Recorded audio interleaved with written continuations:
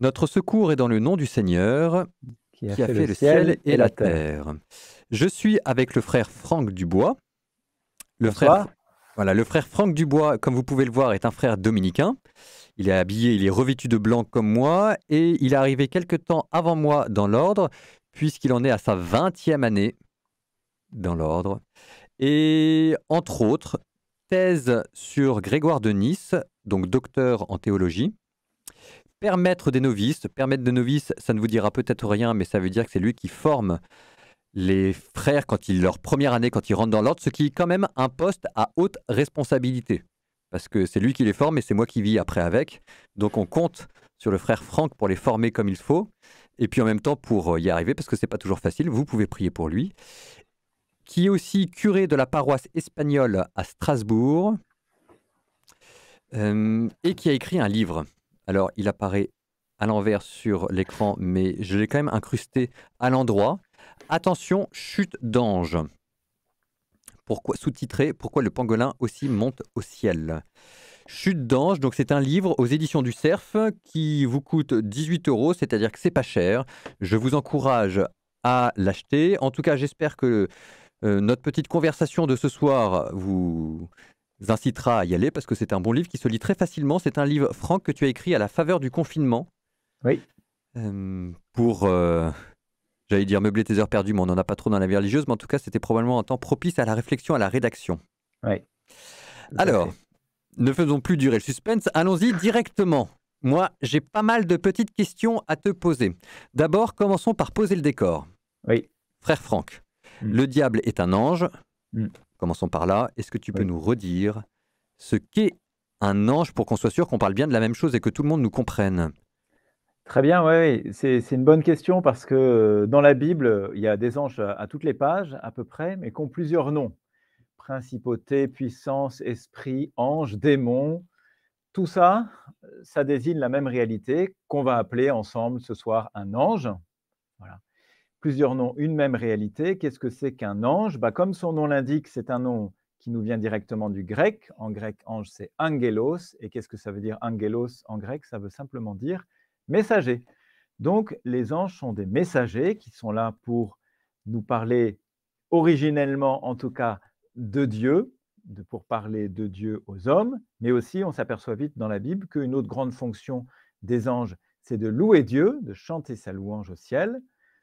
Et puis, les anges sont là aussi pour nous guider, on y reviendra peut-être tout à l'heure. Et puis finalement, qu'est-ce que c'est qu'un ange? La théologie, les théologiens ont vite dit qu'un ange, c'était d'abord une créature créée par Dieu. C'est important, on y reviendra, ça veut dire qu'ils sont en dessous de Dieu, mais une créature incorporelle, sans corps. Et ça, c'est important, c'est pas juste un délire de théologiens qui imaginent des créatures incorporelles, parce que ça serait sympa à imaginer. Sans corps, ça veut dire quoi? Ça veut dire qu'ils ne sont pas soumis comme nous, hein, aux contraintes liées au lieu et au temps. C'est-à-dire qu'un ange, c'est partout à la fois, et on pourrait presque dire tout le temps à la fois, et c'est important pour des choses qu'on dira tout à l'heure. Si vous n'avez pas, moi j'ai un corps, je ne peux pas être ici à Évry, chez le frère Paul Adrien. Voilà. Je suis juste à Strasbourg, je suis coincé. Alors, on a inventé Zoom et Discord et Jitsi, Voilà. donc Mais je ne suis pas en vrai corporellement à côté de Paul Adrien, même si vous avez l'impression que c'est ce qui se passe à l'écran, vous savez que c'est une illusion. En vrai, je suis dans ma chambre, dans ma cellule à Strasbourg, et puis je suis ici maintenant, je ne peux pas être en même temps maintenant et tout à l'heure. Alors que les anges qui n'ont pas de corps, en tout cas, ils ne sont pas soumis à la contrainte de lieu. C'est pour ça qu'on les voit apparaître dans la Bible un peu n'importe où, à plusieurs moments dans l'histoire d'Israël. Ils sont pas, ça ne les dérange pas de traverser les portes ok, et les donc murs. des êtres incorporels, des êtres qui n'ont pas de corps, dont la fonction première messager est de nous donner des Des messages de la nouvelles. part de Dieu, il ou elle, oui. Ok, ça c'est pour les anges, on a planté le décor, on en Oui, vient au diable. Première oui. question, Dieu a-t-il créé le diable? Et derrière la tête, c'est est-ce que Dieu a créé un être mauvais? Est-ce qu'il est responsable du mal ultime? Enfin, ça veut dire que est-ce que Dieu est responsable du mal ou alors comment ça se fait qu'il est permis que le diable existe? Voilà, et Dieu là-dedans. Alors c'est une très bonne question évidemment, hein, il va falloir prendre un petit temps pour y aller pas à pas. On pourrait dire: «Dieu a créé le diable». Si je vous dis ça comme ça, vous allez tous me dire: «Oh là là, qu'est-ce que c'est que cette histoire? Dieu a créé, un être mauvais, c'est pas possible et vous aurez raison. Dieu a créé les anges, ce qui pose déjà un problème parce que dans la Bible, hein, vous allez dans le livre de la Genèse au tout début, on vous explique que Dieu a créé le soleil, la terre, les poissons, les plantes et puis les hommes, mais on vous dit jamais que Dieu a créé les anges. Mmh. Et cependant, hein, la tradition de l'Église unanimement va dire que ce sont des créatures de Dieu. Là, il faudra lire mon livre parce que je rentre en détail dans cette affaire-là, mais Dieu a tout créé, y compris les anges. Alors, pourquoi certains anges, finalement, sont devenus mauvais? Est-ce que c'est Dieu qui leur a demandé, hein, tout d'un coup, d'aller embêter les hommes avec des petites cornes sur leur tête et de se transformer en démons? Ben, non, ça, c'est pas possible parce que Dieu, il veut que le bien et il crée que des créatures qui sont bonnes, comme le dit le début du livre de la Genèse, hein. Vous savez, un Dieu vit que cela était bon. Il le dit à chaque fois et donc on est fondé à penser que Dieu a créé tous les anges bons, comme toutes les autres créatures. Cependant, qu'est-ce qu'on voit assez vite dans le récit de la Genèse, juste après la création? Cette fameuse chute d'Adam et Ève. Adam et Ève au paradis, ils sont tentés par le, Paul Adrien, on va voir si tu suis, Ils sont tentés par le serpent. par le serpent. Ils sont tentés par le serpent, et le serpent, on voit bien que c'est une créature, disons, vicieuse, on va dire ça comme ça, hein, parce qu'il insinue le doute dans la tête d'Adam et Ève. Voilà, c'est pour ça qu'on parle de serpent d'ailleurs. Et assez vite, on s'est demandé, mais comment ça se fait que Dieu a créé toutes choses bonnes et que très vite dans l'histoire, il y a une créature qui a l'air mauvaise? Bon, cette créature, assez rapidement, on va se dire que c'est une personnification, Mmh. c'est une apparition du démon, du C'est diable. pas un vrai serpent, quoi. C'est pas un vrai serpent. D'ailleurs, dans le livre de l'Apocalypse, tout à la fin, qui répond au livre de la Genèse tout au début de la Bible, on va vous dire que l'antique serpent, en fait, c'est le diable. On va le dire texto. Donc, c'est facile de le dire pour nous. En fait, c'est le diable qui tente Adam et Ève. C'est-à-dire une créature, pourtant créée par Dieu, mais qui est devenue mauvaise. Alors, comment ça se fait qu'une créature est devenue mauvaise? C'est là où ça devient un peu complexe. Sauf que, hein, qu'est-ce que c'est qu'un ange? Attends 2 secondes. Il y a quelqu'un qui me fait du bruit. Voilà, merci. Oui. Donc est-ce que tu peux reprendre juste où tu en étais, 2 secondes Yes. avant? Donc j'étais en train de dire qu'est-ce que c'est qu'un ange? Donc c'est une créature qui est bonne et pourtant il y a des anges qui sont mauvais. Comment ça se fait ça? Parce qu'un ange, on a dit que c'était incorporel. Tout à l'heure, vous vous souvenez, ça n'a pas de corps, hein, c'est pas déterminé par le lieu, par l'espace. Par contre, un ange, c'est une créature purement intellectuelle. Pour le comprendre, il faut penser à ce que c'est qu'une âme. Est-ce que tu as déjà vu une âme, frère Paul Adrien? En faisant du spiritisme, on peut dire ça? Voilà. Mais si on ne fait pas de spiritisme, ce qui est plutôt conseillé de ne pas en faire, hein, en âme, on ne la voit pas, mais on voit ses effets. Parce que toi, tu as une âme, moi j'ai une âme, c'est ce qui nous permet de bouger, de Oui. manger, de réfléchir. Un ange, eh ben les pères de l'Église disent les anges sont cousins des âmes Mmh. et ils ont en commun avec les âmes d'être incorporels. Une âme, tu ne la vois pas parce qu'elle est précisément incorporelle. Mais une âme humaine, en tout cas, c'est ce qui permet à l'homme, notamment de réfléchir et même de s'adresser à Dieu. Eh ben, les anges, ce sont des êtres qui peuvent réfléchir, qui peuvent s'adresser à Dieu et qui sont dotés comme nous De libre d'une arbitre. volonté et de libre arbitre. Voilà, Ils on peuvent va dire dire. oui, ils peuvent dire non. Ils peuvent dire oui, ils peuvent dire non, comme nous. Ok. Ça, c'est l'âme en nous qui nous permet de dire oui ou non. Eh bien, eux aussi. Dieu crée ces êtres qui peuvent dire oui ou qui peuvent dire non. Eh bien, certains de ces êtres ont dit non. Et ils ont dit non à qui? Ils ont dit À non Dieu. à Dieu. Non serviam. Voilà, on ne veut plus le servir. Alors ça, hein, c'est un grand débat aussi, c'est une grande question, parce que de la même façon que la Bible ne nous parle pas directement de la création des anges, même si elle nous dit qu'il y a des anges, et donc on en déduit que c'est Dieu qui l'a créé parce que Dieu a tout créé, la Bible ne nous parle pas directement de la cause de la chute de certains Oui. anges.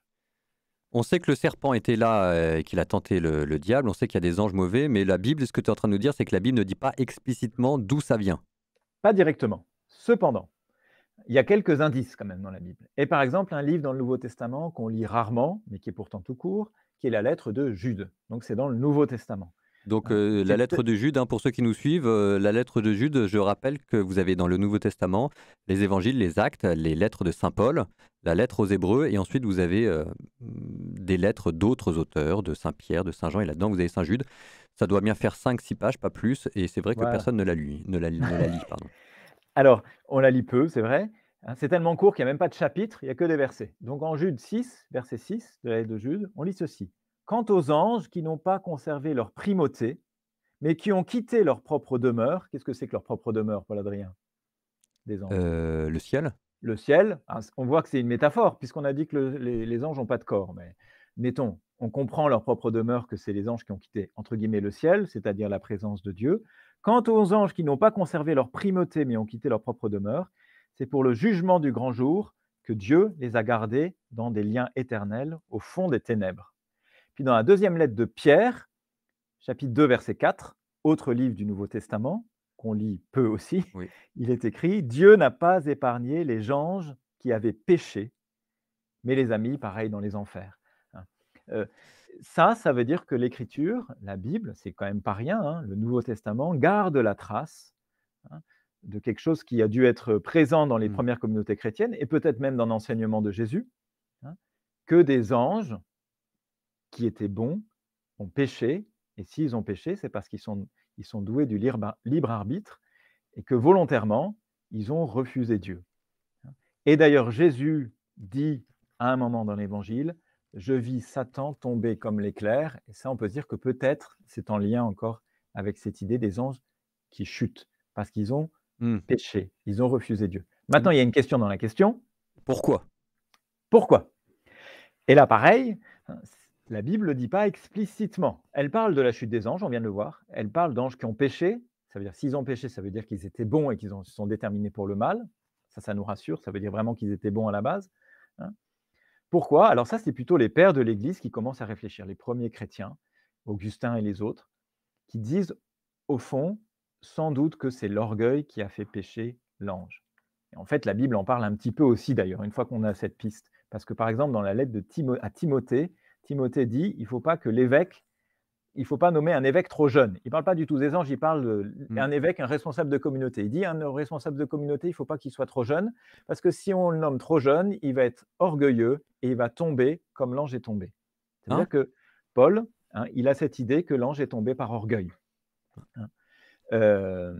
Et puis dans le livre de la sagesse, on parle de ça aussi, dans l'Ancien Testament. J'ai Donc l'orgueil, ça veut dire quoi? Ça peut vouloir dire que l'ange qui a chuté, c'est un ange qui n'acceptait pas de dépendre de Dieu. C'est-à-dire qui n'accepte pas son statut de créature, qui n'accepte pas qu'il y ait quelqu'un de placé au-dessus de lui, qui est Dieu, et bien au-dessus de lui, dont il reçoit l'être. Hein.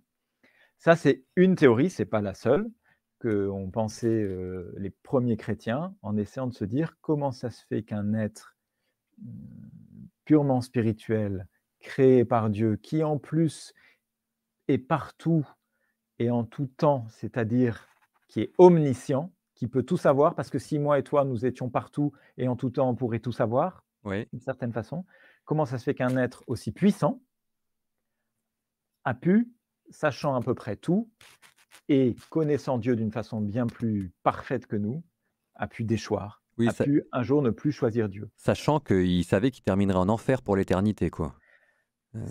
Sachant en tout cas, mais peut-être l'oubliant ce faisant, que s'il se détournait de Dieu, il ne pouvait que, ça c'est une question de logique, si tu te détournes de Dieu, tu peux que tomber sur quelque chose de moins bon que Dieu. Oui.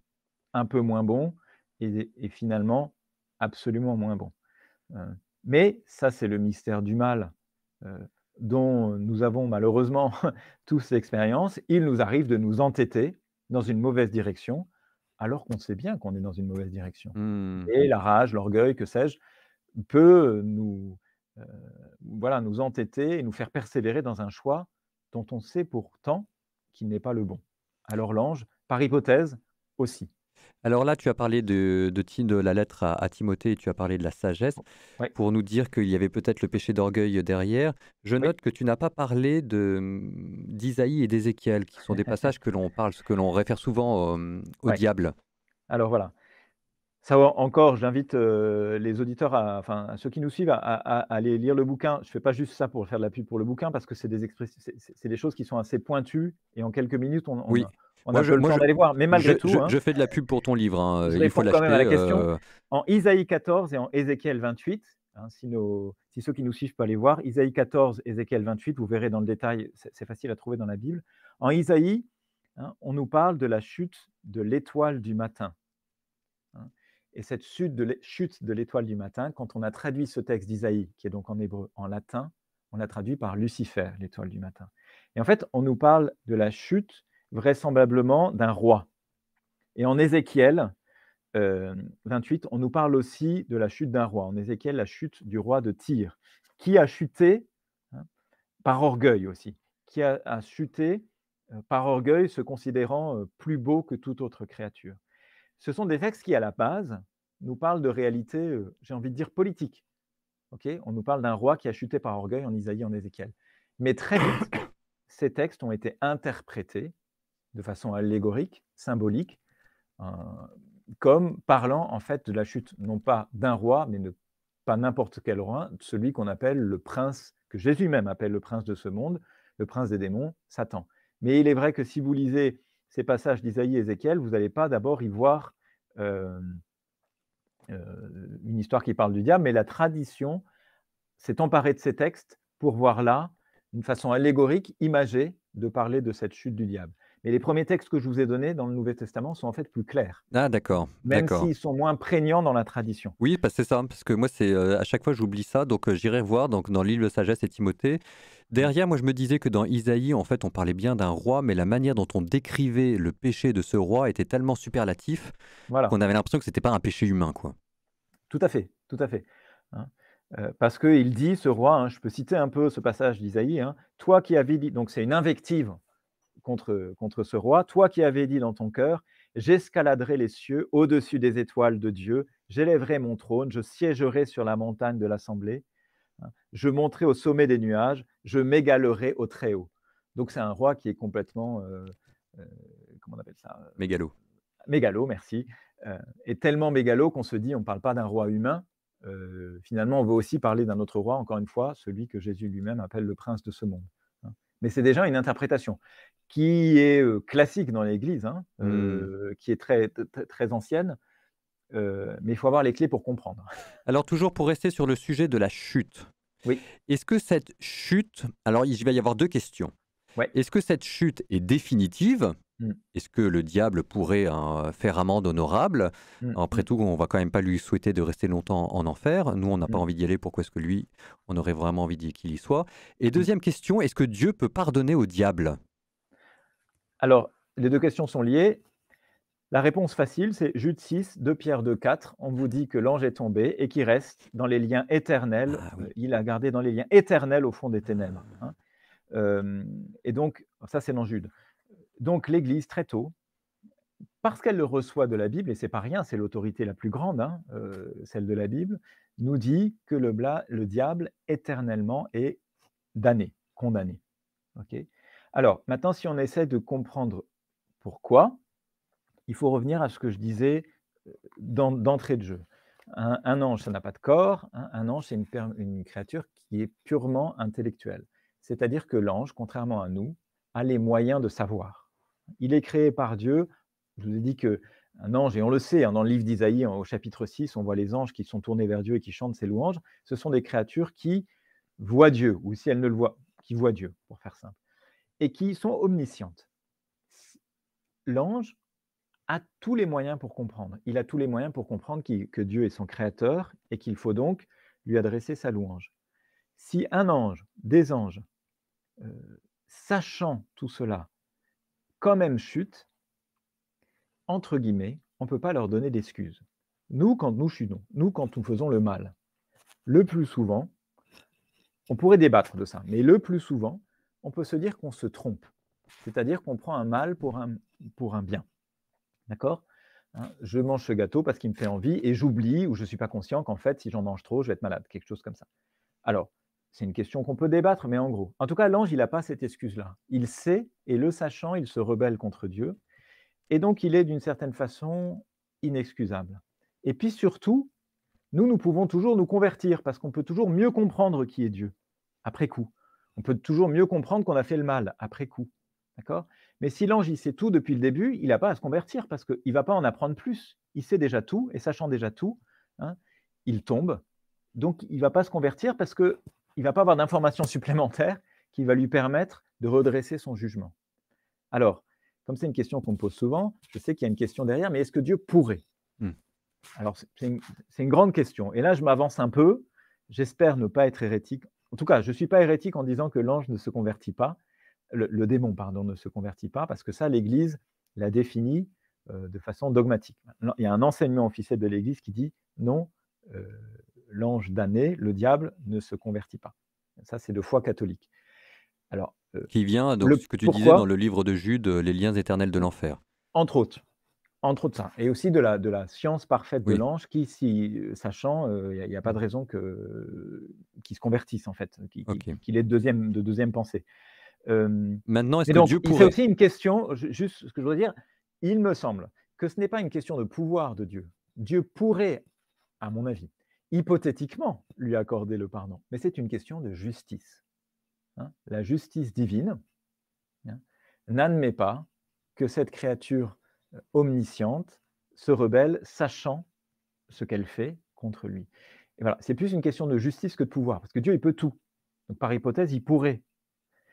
Mais Dieu, il est certes miséricorde, mais il est aussi justice, et c'est une question de justice, à mon sens, que la condamnation de l'ange soit éternelle. Et en fait, tout ça peut paraître très, très spéculatif, très, très tempête dans un cerveau, mais ce que ça nous dit, c'est quoi? C'est que puisque notre âme est cousine de l'ange et que nous aussi, nous avons cette faculté de libre arbitre, ça met en exergue que nous, il est toujours possible pour nous de se convertir, de se repentir, contrairement à l'ange. Et ça nous montre aussi que nos actions, celles que nous faisons sur la terre, le bien ou le mal, ont des conséquences éternelles d'une façon ou d'une autre. Et qu'il faut les prendre au sérieux. C'est tout l'enseignement moral de Jésus en disant attention, faites le bien, parce que sinon, il y a quand même une possibilité que ça tourne mal pour vous. Eh bien, ça ne serait pas logique que l'ange qui sciemment fait le mal, lui, à la fin, on lui donne une sucette en disant bon, finalement, c'est pas si mal que ça. Oui. Non. Il y a une Alors, question de cohérence qui nous aide aussi à agir pour le bien, nous. on va bientôt arrêter sur cette première partie parce que déjà 20 minutes ont passé et puis nous allons enchaîner dans quelques instants sur une deuxième partie, cette fois-ci sur les anges gardiens. Ouais. Juste sur cette question, tu me diras ce que tu penses de ma réponse. Moi, je répondais en disant que Dieu veut pardonner, volonté antécédente, mais que il ne le fait pas parce que le diable ne veut pas être pardonné. C'est une autre façon qui me semble tout à fait juste d'exposer le problème. C'est le diable, c'est aussi parce que le diable est jusqu'au bout fermé à cette possibilité de se recevoir de Dieu, de recevoir la miséricorde de Dieu. Il ne le veut jamais, donc comme il ne le veut jamais, Dieu ne peut pas forcer sa liberté. C'est une autre Ok, façon de dire la même chose. parfait. Nous prenons quelques instants de pause pour boire un petit peu, nous Ah, dégourdir, et nous recommencerons dans quelques instants, cette fois-ci avec le même intervenant sur l'ange gardien. J'ai appris plein de trucs, c'est cool ça. Pourtant, j'ai lu le livre, hein. Donc, en tout cas, vous retenez quand même il y a plein d'autres choses dans le livre dont on n'a pas parlé. Je vous en oui. cite juste une ou deux pour vous donner envie, parce que moi, le frère Franck n'ose pas faire la pub pour son livre, mais moi, j'ai pas tous ces complexes, donc j'y vais. Par exemple, il y a quelque chose de très intéressant qui est abordé sur la notion de mal naturel. Mmh. J'en dis pas plus, mais le mal dans la nature et le Mmh. diable, quel est le rapport, quel est le point commun? Et puis un peu de politique, ça c'est à la fin, tu termines là-dessus. Bon, pause, retour dans quelques instants.